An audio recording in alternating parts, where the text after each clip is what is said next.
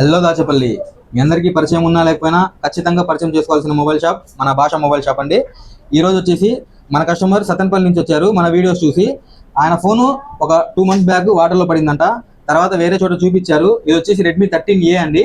ఈ model dead అయిపోయింది. తర్వాత కస్టమర్ మన వీడియోస్ చూసి మన షాప్కి వచ్చారు.